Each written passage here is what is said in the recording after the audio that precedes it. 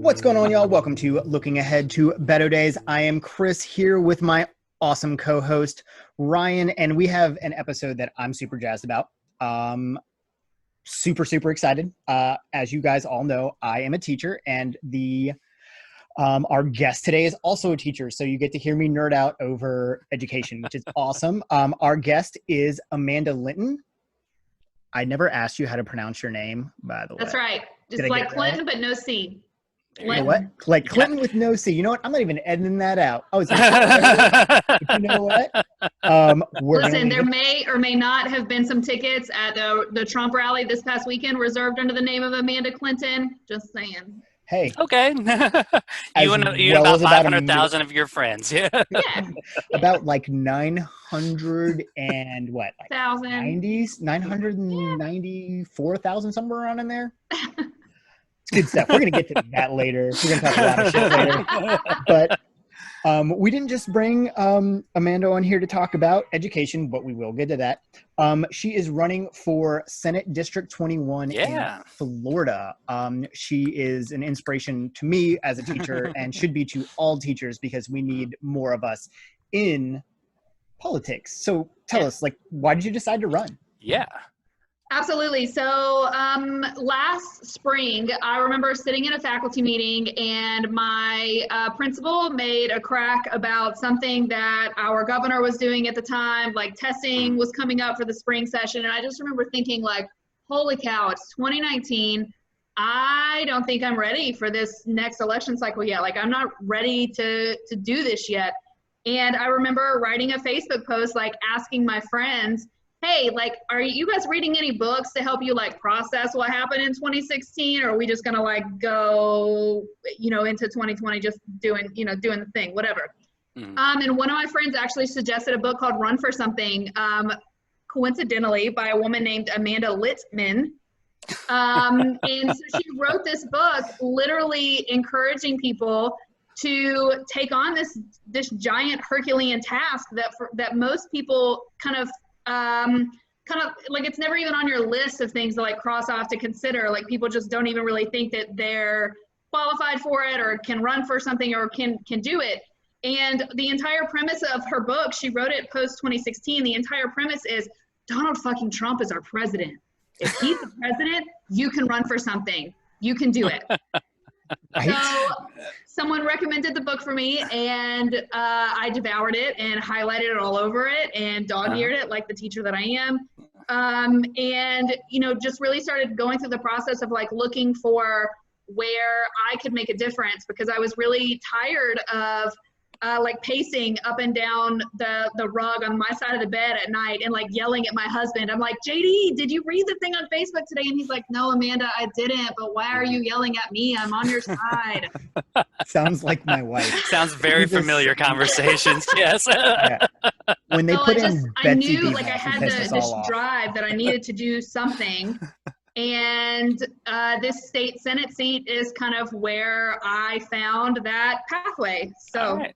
So I'm always fascinated by just people who just pick up and decide to run. I guess what was your first step? Like when you first decided, okay, I think this is where I can make an impact. How did you get started? How did you get what was the first step you took on that road and how has that been so far? So outside of just literally like going on an Amazon search and buying some books and reading information, the next step that I took was going online and talking to groups that I had been in since the 2016 election, because let's be real, this is something that I say over and over and over again on the campaign trail, and I feel like it resonates with everybody. I thought in 2016 and leading up to that election that I had done enough. I'm originally from Mississippi. I've been in Florida for 7 years, and I feel like I've moved south to move north because there's people down here who actually like believe the same things that I do. But I felt like I had done enough that year. I convinced my mother-in-law in Mississippi to vote for Hillary Clinton, and I just kind of like checked it off the list. Like I walked into election night that night thinking that this is cake. Like we've got this in the bag. I was sitting on the couch with my 3 little boys And we start watching the election results roll in. And like my husband and I had taken our kids into the ballot box that day. And like, of course, everybody in our polling place knew who we were voting for because we were voting with 3 kids, but it is what it is. And you know, that night I really had like a gut check moment that told me what I had done in the past, what I thought was enough, clearly was not enough. And it cannot be repeated in 2018. And it certainly cannot be repeated in 2020. Absolutely so not. I was already in some like social media groups, and I just kind of started reaching out to people and asking the question like, you know, here are 3 or 4 different seats or positions that I'm looking at. What do you guys see are like pros or cons of these particular seats? And what ultimately led me to this one is that this seat hasn't been contested since 2012 by a Democrat.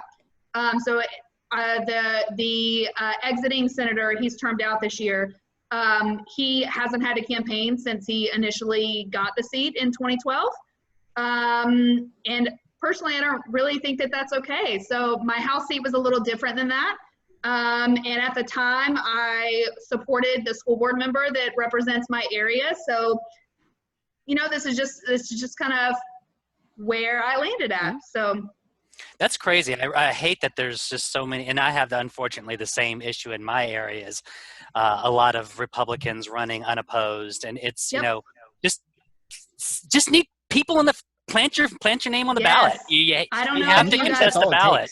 You have to I don't know contest if you the guys ballot. happen to see it on Twitter or not. There are a couple of organizations that worked really hard to contest every single state legislative seat in Florida. And out of 141 races that are going to be on the ballot in November, we are contesting 140 of them. We have 140 Democrats on the ticket.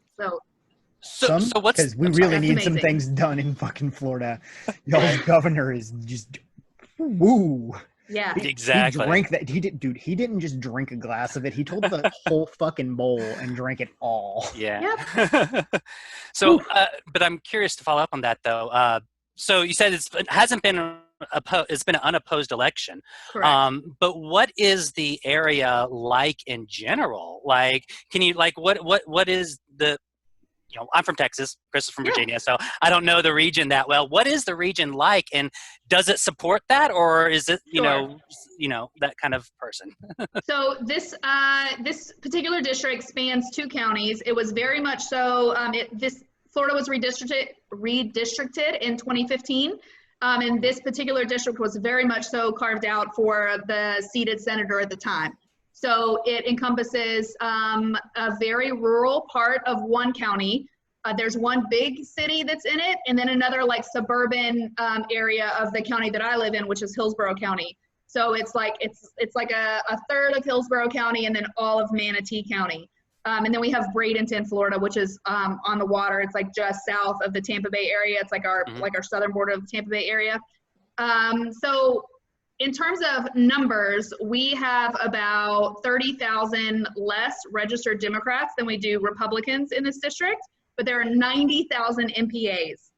So for me, that's one of the things I considered when I was looking at a particular race to run, is that generally MPAs are registered that way because they vote for ideas and they vote for candidates. They don't necessarily vote just because of their party. They don't vote, you know, all blue or all red. They look at individual issues and things that they're concerned with.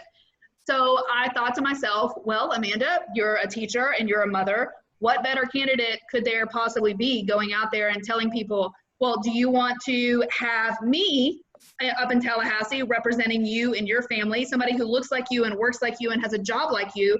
Or would you rather have somebody like my opponent who is worth $12 million up in Tallahassee representing interests that don't look anything like what your family looks like? Representing Donald Trump's interests. Let's be fucking serious. Yeah.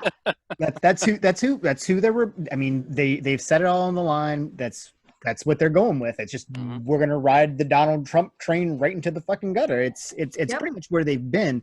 And teachers are important. Obviously, we educate everybody, but teachers are incredibly important and need to be important places like politics. I could rant on that forever, but why do you think it's so important that we need to get more teachers in politics? So I think that teachers have a perfectly compatible skill set to take from the classroom into a legislative office. We are flexible. We are willing to look at data and make informed choices that are removed from our emotional reaction to things.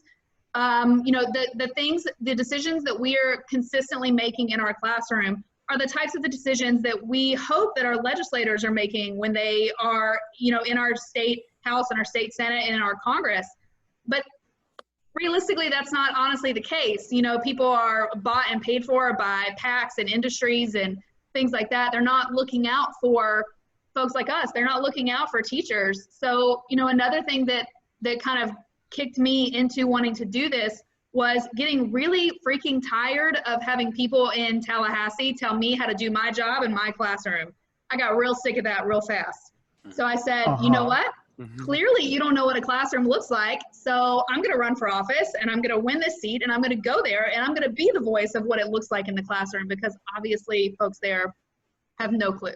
We have that same problem in Virginia. I can't tell you who wrote the SOLs, but I'm pretty sure it wasn't teachers, right? And we lose that voice. There is no person who has just a finger on the of the pulse of society better than a teacher. You get through the kids' eyes, and kids will lie to you, but when they tell you straight up certain things, you take them at face value, because if they're not trying to get out of trouble, you know, most of the time it's pretty spot on. And you can tell that, and they give you feedback. They're very honest with you, and you get that, and that trickles down through parents too. And let's be very, very frank. Nobody should be legislating for education who has never stepped foot in a classroom. And I will take you a step further. No one should be Secretary of Education if they've never been a fucking teacher. Yes. Reach. Yes. Betsy DeVos is, I've talked about her multiple times.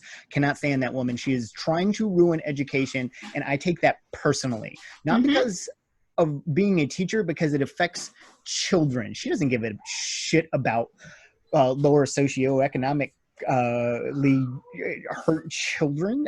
By the way, the loud noises in the back are because my child is awake and like fighting sleep. You can hear him now. Way to go, Bodhi. But she doesn't care. It is. Well, you're right. Absolutely right. It's ridiculous how, you know, we have a amazing institution that produces amazing people and does amazing work, and you have half of the country attempting to systematically dismantle it. And it's really frustrating. I mean, I don't know entirely the situation in Florida, but in Texas, it's just a constant battle against school vouchers, charter schools, and just anything bullshit possible to erode public education. And it's just, I guess the only solution is give teachers a voice. Yes, and that's the argument that we have to make. Our public schools need all the funds. They need all the money. Every single time I am debating a topic or an issue or something like that our community is facing, I can tie it back to school funding, because our public schools are where it all starts.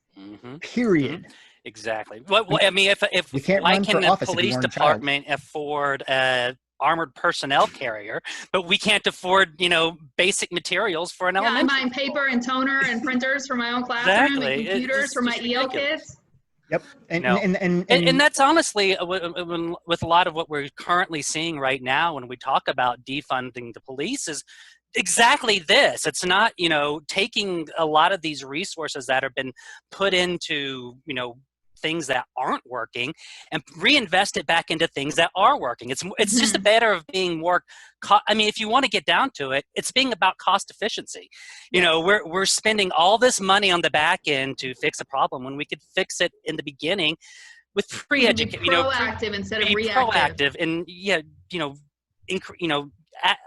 hiring more teachers, well, let me ask you this before I start going off on my list. What's your like platform education on how do you think we need to fix Florida schools specifically?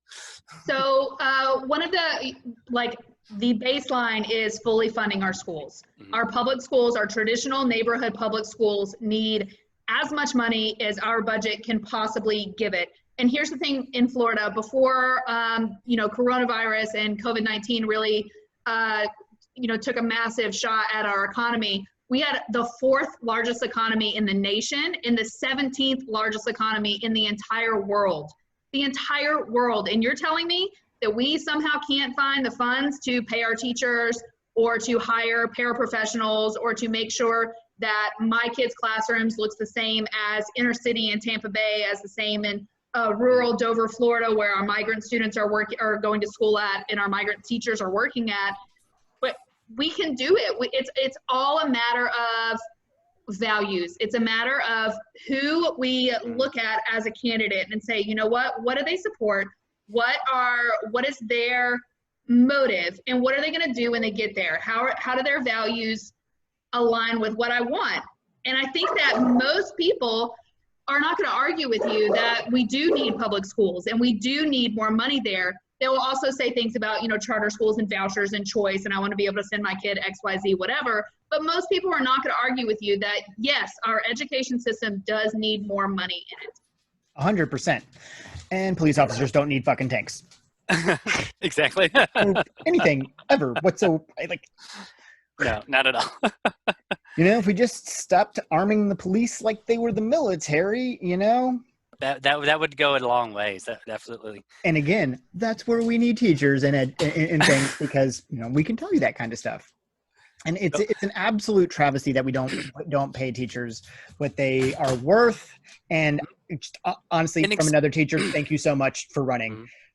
Mm-hmm. I'm not at that place yet, but you're paving a way for us, and that's fucking cool, man. And I really appreciate it. Honestly, if you want to see how much value a teacher is worth, just look at what happened over the last couple of months with the school, and now parents are having to do homeschool and everything. So I mean, and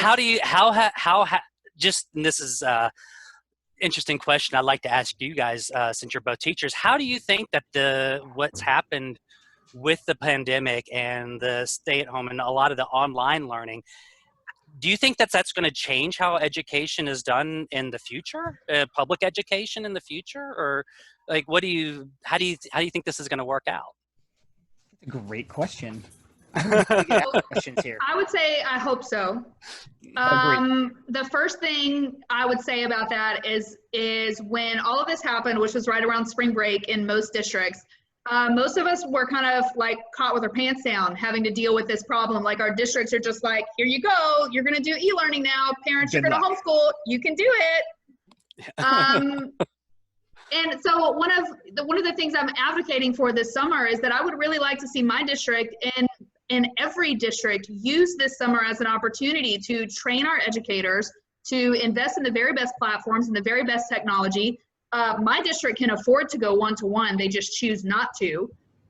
These are things that we should be doing and putting in place because let's be realistic, Florida has over 100,000 cases as of today. It is skyrocketing every day. We are setting new records every day. And we're going to be here again, you guys. I'm terrified of going back to school completely. Me too. And just I have a classroom that they shoved 33 people in that would not in any max. It should have had 25. Yeah. And that's another. But keep them 6 foot apart. Yeah. Good luck with that. Room.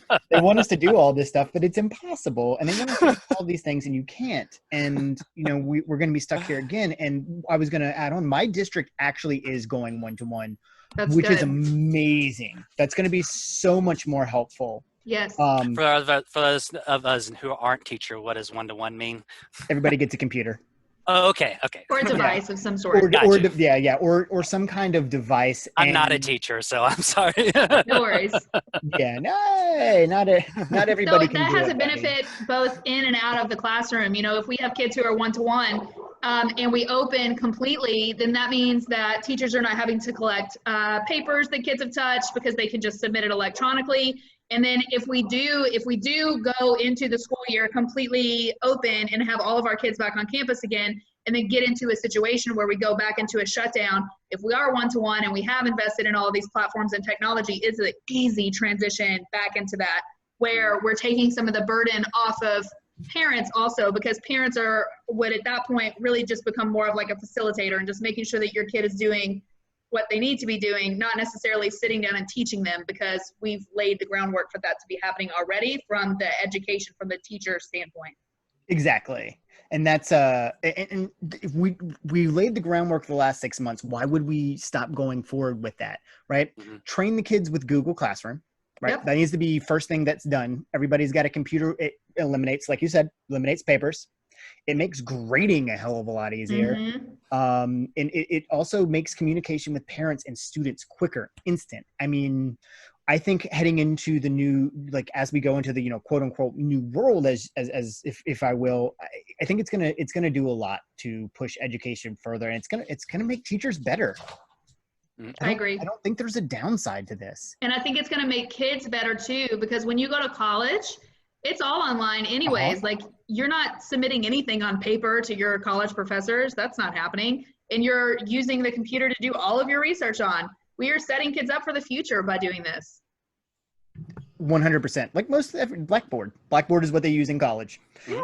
I think that's where I turned in everything.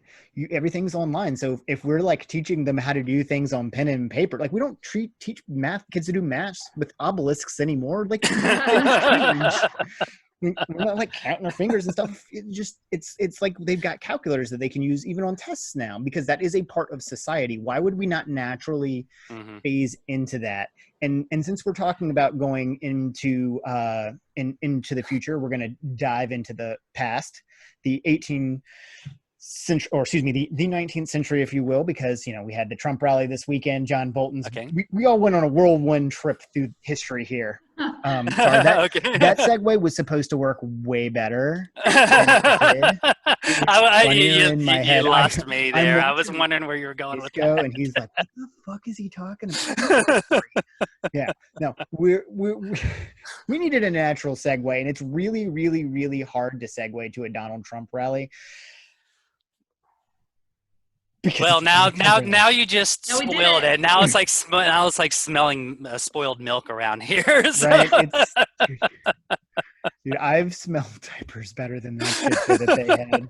Right? They spent all week. There's 800,000 coming. There's 900,000 coming. There's 1 million people coming, and it was all TikTokers and children. Which is ridiculous. I'm so proud. It's so proud of this generation. They knew that they were doing it, and they still promoted the numbers anyways. I don't understand their logic behind that.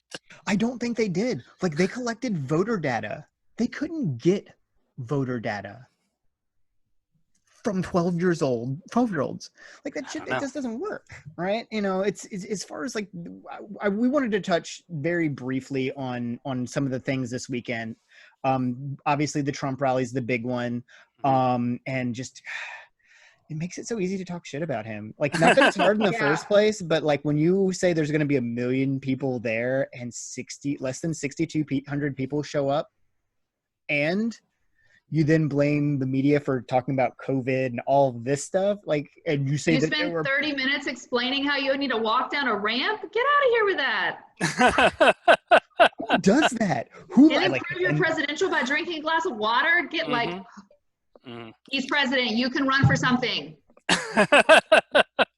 Exactly. If this guy can do it, anybody can do it. Anybody can do it. Holy shit.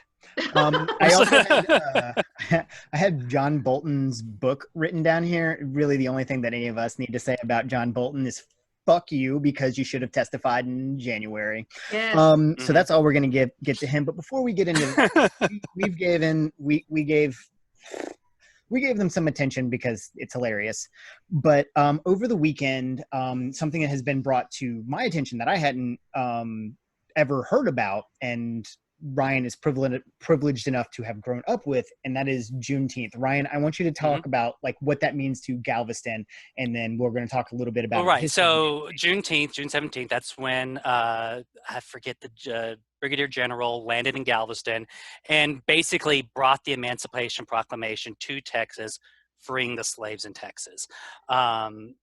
It was not the official end of slavery. That was not till the 13th Amendment, which was a few years later. That 1865. Yeah, you looked it up, so I'll believe you. I don't remember the date on that one. Yeah, because there was still slavery in Delaware and Kentucky even after the war was over for a while.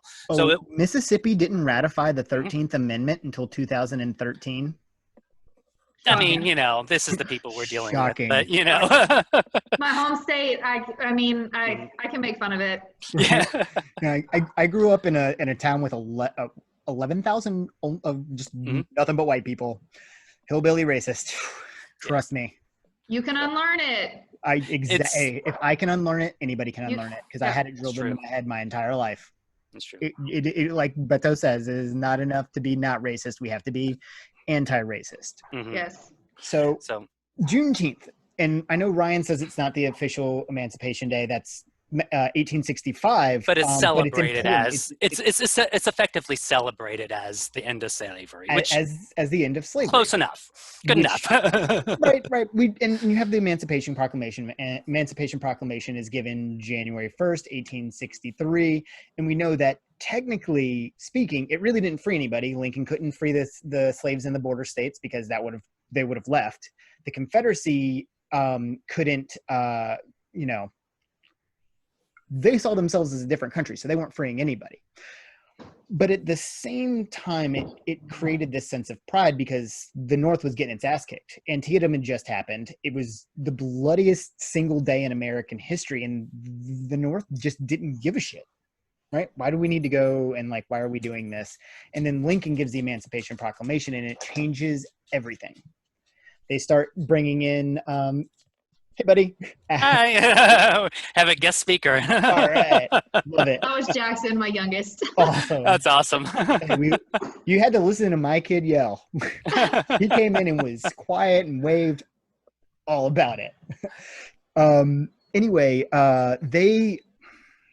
it created a sense of pride. A bunch of African Americans registered and joined the army in record numbers. Right, and they went and fought. Can you guys hear my dog now? No, actually, I cannot. But this is everybody's interrupting today. Everybody's a guest. Anyway, so it creates a sense of pride, and it actually is relatively pertinent now because in San Francisco, they just tore down a statue of Grant, and I wanted to speak on that just because of who Grant is as a person and as a history teacher. And apparently you guys didn't tune in when they did the 3-day special on Ulysses S Grant on the History Channel. He was very, very, very progressive and ahead of the time. Like he armed former slaves. And there's this big thing with, he was a slave owner, and, that is true to a point. He was kept from an abolitionist family. He married into a slave owning family that his family never approved of. He was given a slave, worked side by side with the slave, which does not excuse at all. Don't take me wrong. But Ulysses S. Grant saw that too. He said, well, this is fucked up. I'm not going to continue doing this. And he freed that slave and witnessed slaves fighting at Vicksburg, or former slaves fighting at Vicksburg, and he armed them and he brought them into the army, and he, amongst other things that that he did. So if we're going to tear stuff down, let's at least know where we're coming from and know our history there.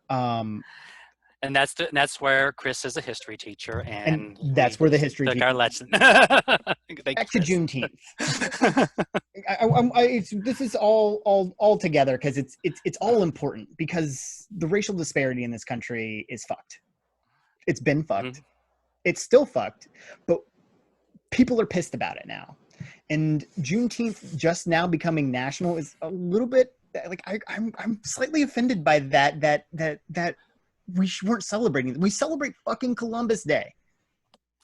I was actually, the weird part is I was actually surprised. I grew up with it as a Texas holiday. Mm-hmm. So it was surprising to me to see other states pick it up. Like I started seeing other states pick it up. I was like, wait a second, that's a Texas thing. Why are y'all doing that? So that's why it was, I guess it's just different from growing up here, living here, because I grew up with it. So I don't know. But it's almost undercover too, because if you checked your cell phone, if you have an Apple device, if you would have checked it years ago, it says it has Juneteenth in it. Most people just went. Oh, it's been recognized in a lot of places for sure. But it should be, and that's another thing where education needs to change. We need to make sure we are educating history, not white history. Yeah. History. Yes. I teach 27 dead white men. I think it was 6 women, 3 African-American males. And I think of those 6 women, I think maybe 2 of them were African-American. We teach white history in this country right now. We need to be teaching everybody's history because it is our history. One of my favorite units that I get to cover in 9th grade is we teach To Kill a Mockingbird. And we have like the entire first half of the unit before we even actually get into reading the novel is all about setting up context and looking at the historical context and the location, the fact that that novel is set in South Alabama, the time period that it's set in, the time period it was written in. And then we talk about, things that I always every year find things that are in the news, things that are happening today. Because I'll ask the kids a question like, do you believe that racism still exists? Do you think that this is still a problem that we face? And every year I'll have a handful of kids who are like, no, it's not a big deal. I'm like, oh, okay, well, this happened 2 days ago. So let's talk about that.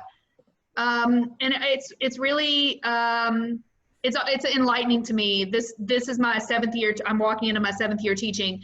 And every year that I teach this novel, I learn something new about our past or about something that, is happening currently today. And I think that it's so beneficial and worthwhile and necessary to be teaching those things to kids, Absolutely. And that's as a teacher, I kind of take that a little bit upon myself. I go outside of the SOL, so I'll be straight up. I'm gonna teach history fair. I'm gonna tell you who did what, who they were, and what they did. And you don't get a lot of that. It doesn't happen because you have teachers who will specifically teach cookie cutter. But I do current events with my kids too. We talk about stuff like as all of this stuff has been going on, as COVID-19 was coming in, we're talking about the elections. They get extra credit if they do anything, within the community. And that is how you build community, because community starts in schools, because that's where kids learn. They learn how to interact and how to deal with each other. And you can't, I'm not going to say you can't have, you're going to have diversity everywhere, because it's not going to happen like that. But you can try, and you can make it accessible, and you can teach diversity. Yeah, we can at least bring diverse voices into our classrooms. Absolutely. And that's how we go forward. We do it in the classroom. I'm a firm believer of that, because once we get teachers into the government and we have teachers in the classroom, you'll see a shift. Yep. I believe it. But thank you so much for coming on. Absolutely. It was a lot of fun. Like I said, I love talking to teachers. Senate District 21. Guys, get out and vote. That's your biggest weapon here. Get out and vote. Yes. So you guys can find me online. My website is www.amandaforflorida.com, all spelled out. And I'm also Amanda for Florida on all social media platforms as well. Awesome. Yep, we will be definitely tagging you. So yes. As well. No, hey, we got you. Teamwork. Love it. But, all right, guys, we need you to keep on getting out, keep on volunteering, and keep on looking ahead to better days. All right. I gotta make this relatively quick, because my wife went.